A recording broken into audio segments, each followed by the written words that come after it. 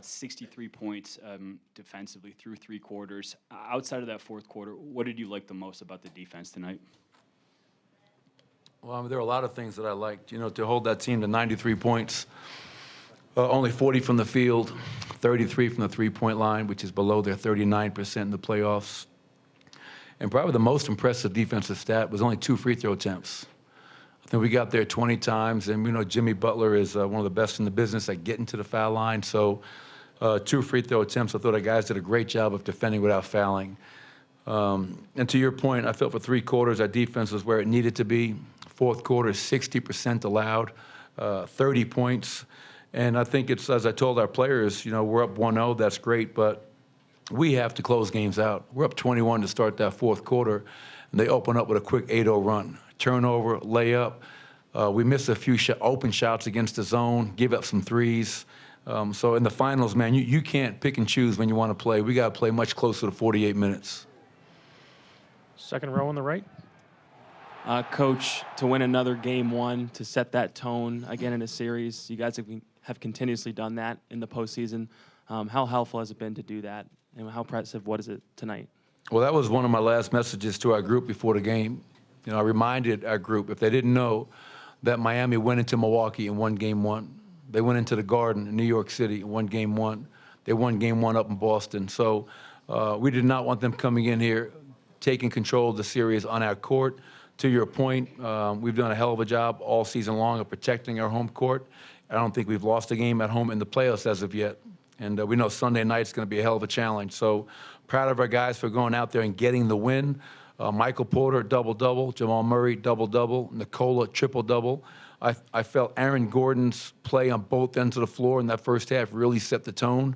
And I thought Bruce was really good off the bench. So this was everybody stepping up, doing their job, but knowing that we can all be a lot better come Sunday.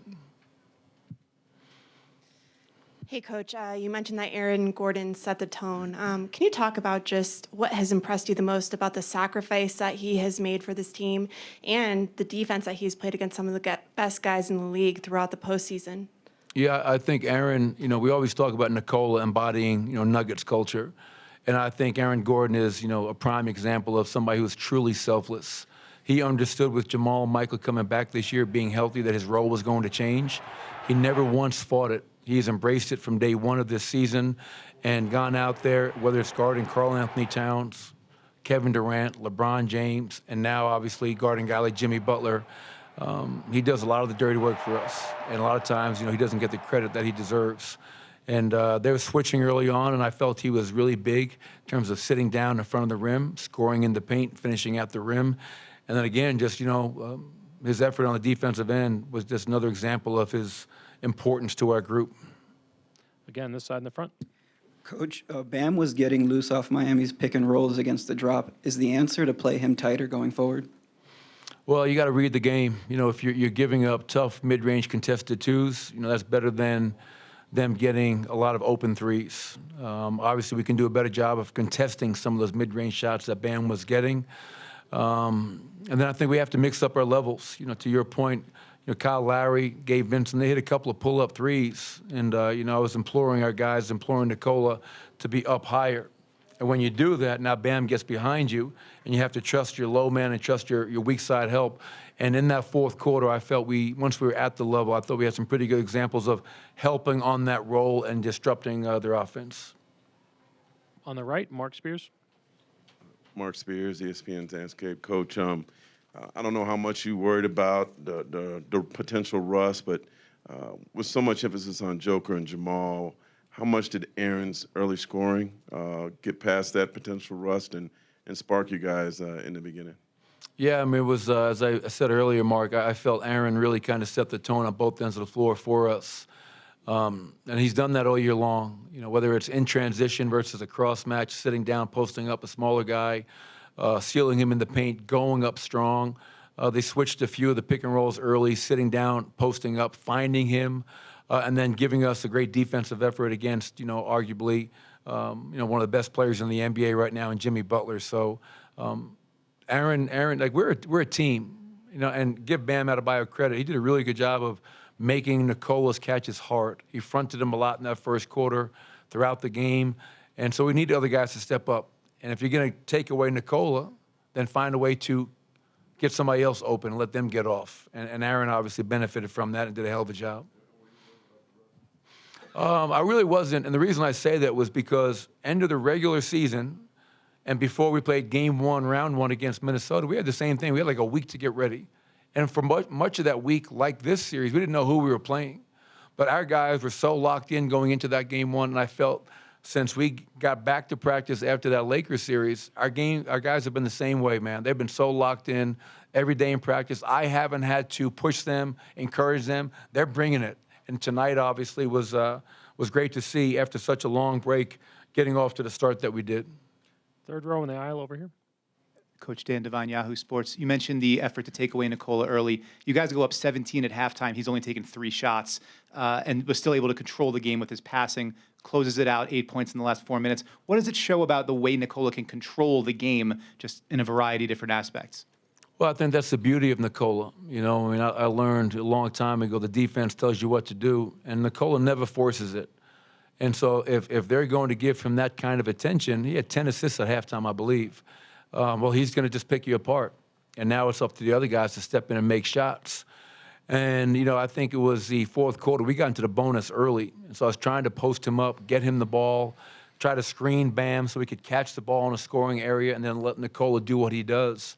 But to your point, Dan, I think that's Nikola never tries to impose his will or force things that aren't there. He's going to read the game. He's going to make the right play.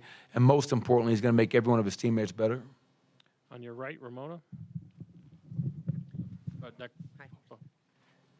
You know, he ends up finishing as your leading scorer at the end of this. And do you think any of that even matters to him in terms of, like, you know, Dan asked you, took 3 shots. Like, does he need to score to get involved or to feel involved in the game? Or is it simply like he'd almost prefer to have 10 assists at halftime?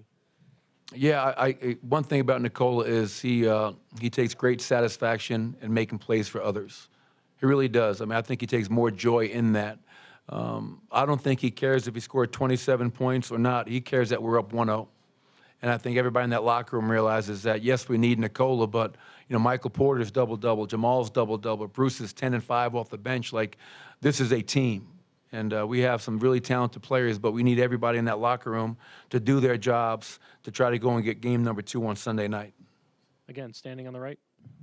Brandon Cristal from KOA here in Denver. Coach, when Highsmith hits that 3 and they cut it to 9, did you think about maybe calling a timeout, or did you want your team maybe to play through the discomfort or the tightness? Yeah, I mean, I can't bail them out every time. You know, I mean, I called a timeout after the 8-0 run on the 3rd. I called a few in the 4th, but at some point, our guys also have to take ownership. You know, if you're going to win a championship, you need the 5 guys on the floor to step up, take accountability, and make sure we execute and get the best shot on offense and get stops defensively. And to our guys' credit, you know, they cut it, but we were able to withstand that and wind up pull away. Left side over here in the aisle. Nick Kosmider with The Athletic. Michael had 2 blocks, I think, early in the first half, was contesting a lot of shots. What did you just think about his activity on the defensive end tonight? Yeah, I mean, it's where it needs to be. You know, I mean, I think we're past the point of praising Michael when he has a good defensive game. He needs to, as does everybody else on our team. Like, this is the NBA Finals. So, you know, we showed one of those at halftime, Nick, where they ran a pick and roll for Jimmy Butler. Michael tried to get under, stayed in the play, and wound up blocking Jimmy from behind. So those are the plays that Michael and everybody else needs to play for us to win this series. It can't be, you know, like, hey, look at Michael Porter. He's doing a great job. That is his job. And it's Jamal's job and Pope's job and Nikola, Aaron, and everybody else that plays for us. Second row over here on the right. Vinny Benedetto with the Denver Gazette. Michael, this is Jamal's 4th straight game 1 with at least 24 points, 5 rebounds, and 5 assists. Is there something about game 1s that you think allow him to have those kind of performances? I don't know if it's like he's even aware of that. You know, like I don't think he gets up more for game 1 than game 2. I think it speaks to us having 10 days in between games. I think that allowed us to get some quality rest mentally, physically, emotionally, and get ready for tonight. And as I said pregame, I wasn't sure what was going to happen when the game started because we had such a long break, but I'm not surprised that Jamal had the game that he had. He got us going early, made big shots late, And when you have 26 points, 10 assists, and 6 rebounds, that's a hell of a performance in your first game of the NBA Finals. Final two, Ohm in the back, and then here in the center. Michael, Ohm Young was like ESPN. When the Heat come back and they fight back as like they did, cutting it down to 10-9, what does that tell you about them, and what do you expect in Game 2 for you guys? Oh, I mean, their run was to be expected. I mean, like that team is a really good team. That's the best team out of the Eastern Conference. So you're not just going to win by 20 points, and they're not going to go quietly into that good night. I mean, they're going to be there. They're going to scratch and claw to get back in the game like they did tonight. Guys made plays for them. They got stops. I thought we did a good job against their zone early in the game. I thought in that fourth quarter we got very stagnant against that zone, and it kind of bothered us a little bit. So we got to be better there. But I fully expected that, that they're a well-coached team, and they're here for a reason. So we knew they'd make a run, and what's it going to take on Sunday night? They're going to come out and try to jump all over us, and take control of the series and that game early on, and we have to be ready for that. Last one, second row in the center. Coach Brendan Vogt, VR. Real quick, did you guys do a defensive player of the game chain tonight? Yeah, we did. Yeah, I gave it to Aaron Gordon. And I made the point, Brendan, that when you hold a team, the NBA Finals, to 93 points, 40 from the field, 33 from the three-point line, and only 2 free throw attempts, could have given it to the whole team tonight. I felt a lot of guys had really good defensive games, taking away that fourth quarter. So, yes, Aaron got it. I thought he did a hell of a job taking on that challenge of guarding a guy like Jimmy Butler. But I felt as a group, a collective unit, I felt that guys did a hell of a job as well.